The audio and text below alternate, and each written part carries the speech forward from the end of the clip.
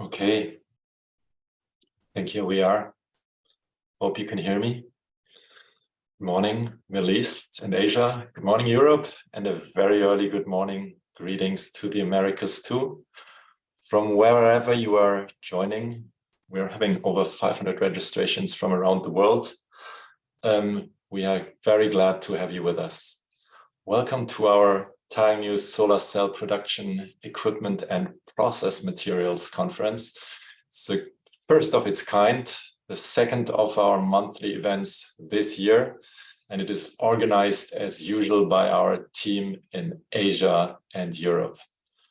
My name is Michael Schmiller. I'm the Managing Director of TaiyangNews, all about solar. We are a solar news platform and we focus primarily on TV technology.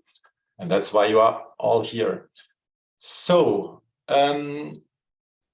we are, as usual, glad to have a number of industry supporters for this event. So thanks again to our sponsors as they bring us or our events at zero cost to you. If you enjoy our events and our reports, which usually go in a package, like to sponsor, speak, or advertise, please get in touch. My colleagues are happy to send you our media kit. If you are new to us, some information on housekeeping, please use the chat function, our virtual discussion room, where you can talk with anyone around publicly.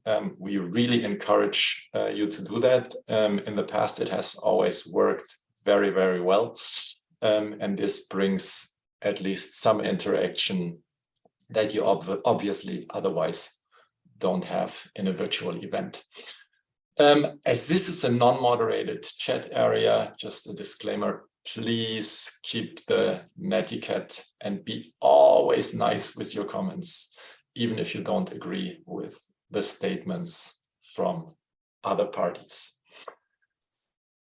This event today comes at the time that demand for solar is incredibly strong for various reasons. We have climate change, on top comes a geostrategical component we haven't had in the past, and the run for solar as a free source that makes you independent is huge. We saw around 270 gigawatts being installed last year, and this year will be even stronger. We hear about 40+% growth rates. Recently listened to the podcast where somebody wished it could be 400. Not sure if this is possible, especially since there's some lack of installers and also some regulatory frameworks that need to be adapted when it comes to permitting.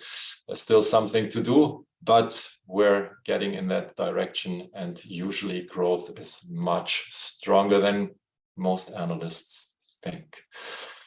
At the same time, and that's also great, we're seeing an unprecedented capex cycle, in particular in China. When I look at our daily news, it's mind-boggling who's investing there. Companies come from the textile industry, they come from whatever industry, and they all build up at least 10 gigawatt cell production line or want to go into modules. Mind-boggling. But the great thing is that it's not only happening in China, we're also seeing it increasingly around the world. And we are seeing also now a rapid change of guard in technologies. PERC still incumbent, but quickly being replaced by TOPCon, and HJT also coming strong.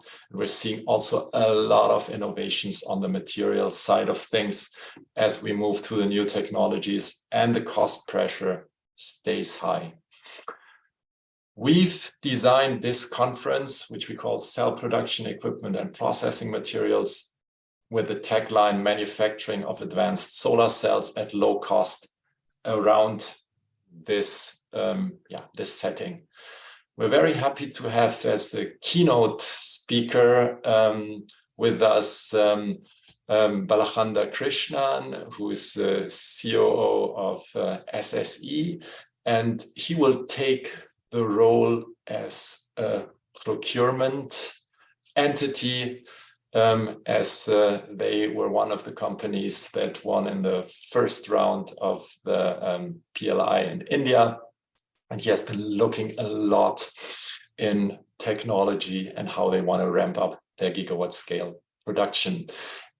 Following that, we will have several presentations from different leading solar companies that have been shaping cell production equipment and the material segment for years, and in different parts, from wet etching to thermal processing, cell contacts, and quality control. And I'm also very happy that we have a nice mixture of Chinese Western companies. So I'm very happy to have with us Lead Micro, Hans PV, Schmid, H2 Gemini, GS, DCAM, and Wave Labs.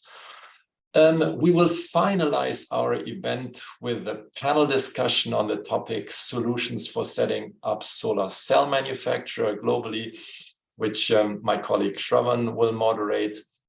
And here we really want to look into this topic of what's happening beyond China and what's needed and how sustainable in terms of cost and competitiveness this is.